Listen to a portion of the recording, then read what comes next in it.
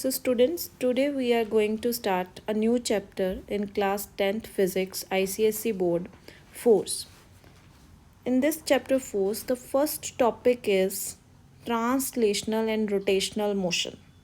Before starting this translational and rotation motion, I want to tell you about the two terms rest and motion. So what is the meaning of these two terms here? These are the two states of the object. Either the object can be at rest or it can be in a state of motion. What is the state of rest? If the object is not changing its position with time, we will say that that object is at rest. And if object is continuously changing its position with time, with surroundings, we will say that object is in a motion. This you have already studied in your grade 9. So now we will study first topic here, which is translational motion. So what is this translational motion, students? This I am going to tell you here, that suppose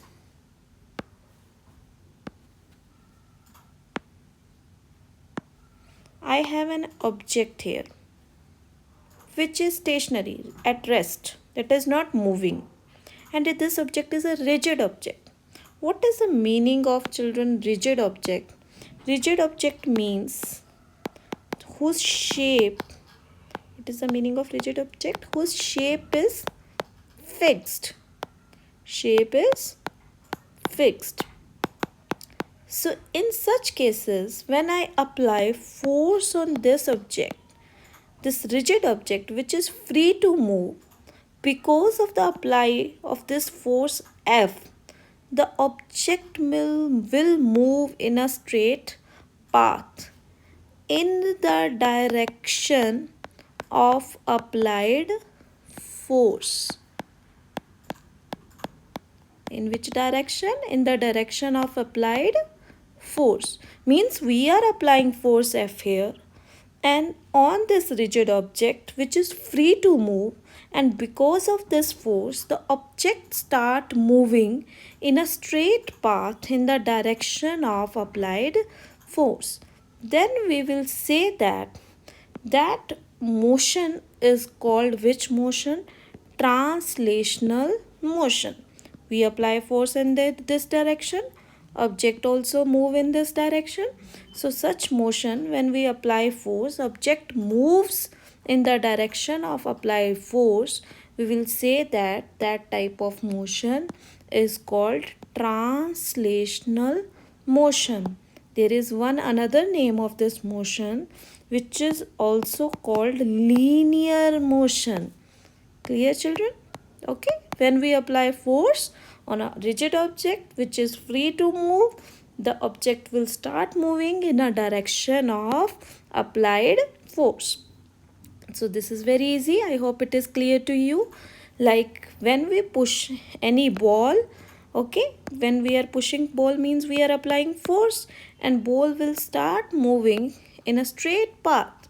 So which motion is this? Linear motion or translational motion. Now my next topic, another type of motion which we will going to study throughout in this chapter, is which type? Rotational motion. Which motion?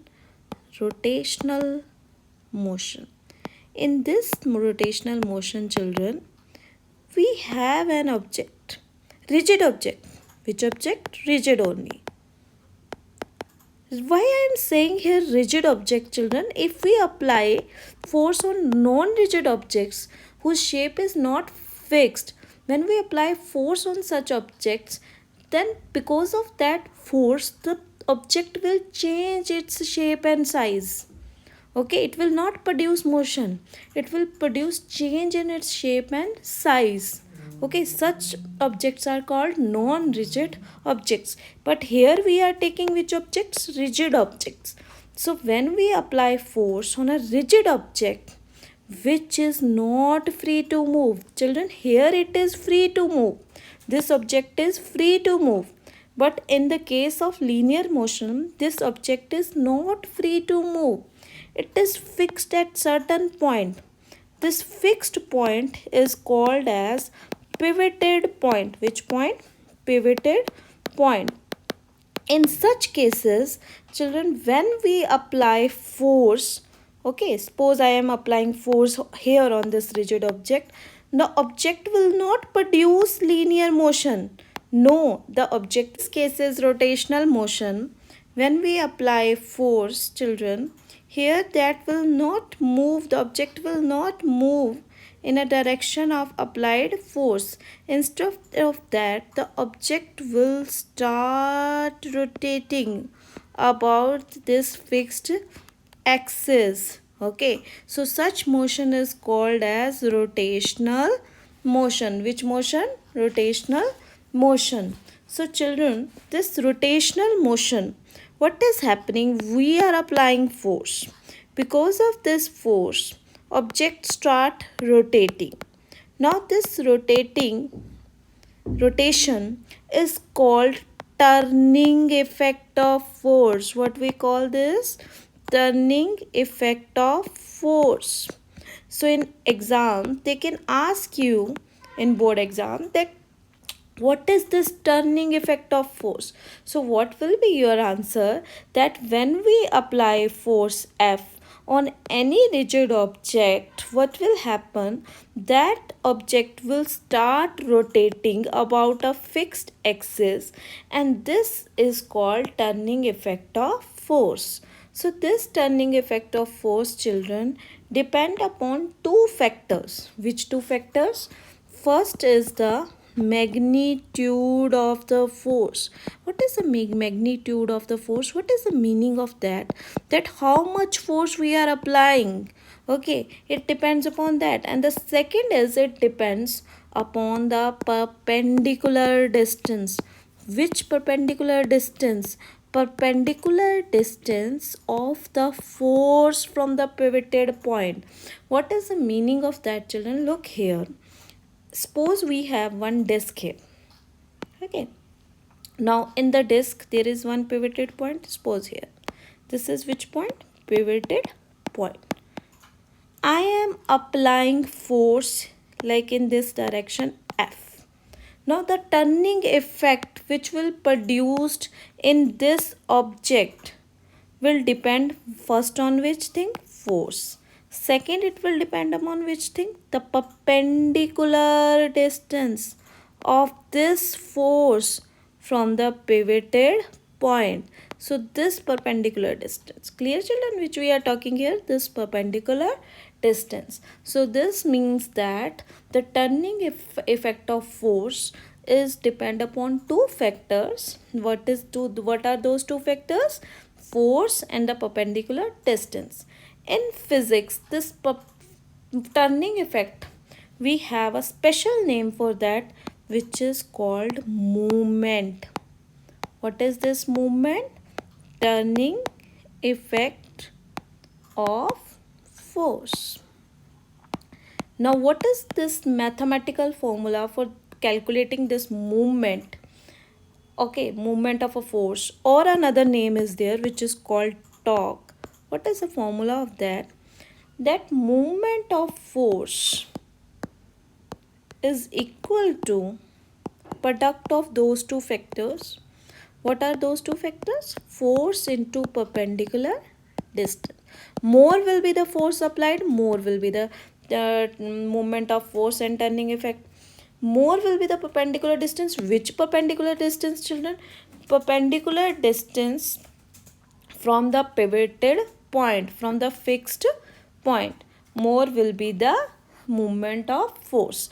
Now the next topics is what is the unit? SI unit. First we will discuss SI unit of force. What are the SI unit of force, children? We know that the SI unit of force is what? What is the SI unit of force? Newton. What is the perpendicular distance of this measure in which unit? Meter. So the moment SI unit is what? Newton meter. Okay. Clear, students? What is the SI unit of this movement of force? Newton meter. Now if we will discuss one more unit they generally ask, which is CGS unit.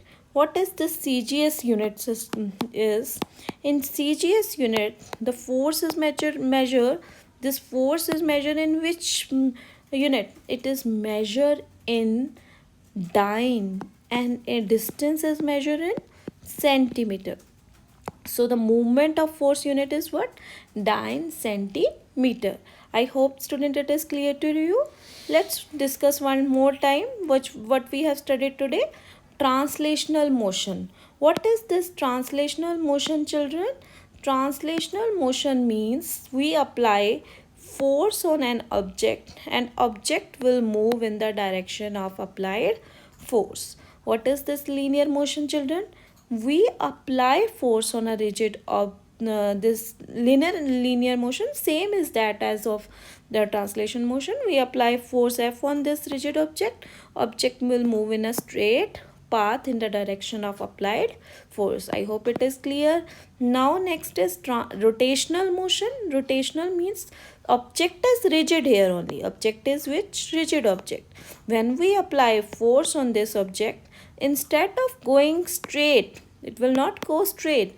It will start rotating about its axis. This is the axis, the pivoted point. Okay, so it start rotating like this, and this rotation is called turning effect of the force. Now this turning effect of force depends upon two factors: magnitude of force and perpendicular distance.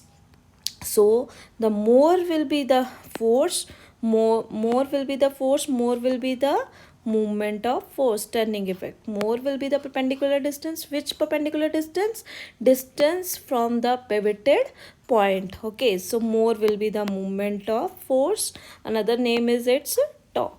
Now SI unit, very easy. Force is measured in which unit? Newton. Distance is measured in meter. So SI unit of movement is Newton meter. CGS SI unit, CGS force is measured in dyne. Distance is measured in centimeter. So movement of force is dyne centimeter. I hope all these things are clear to you. In next class, students, we will discuss about clockwise and anti-clockwise movements.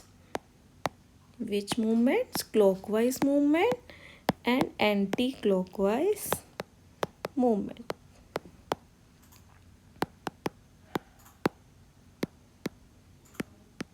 Okay, thank you everybody.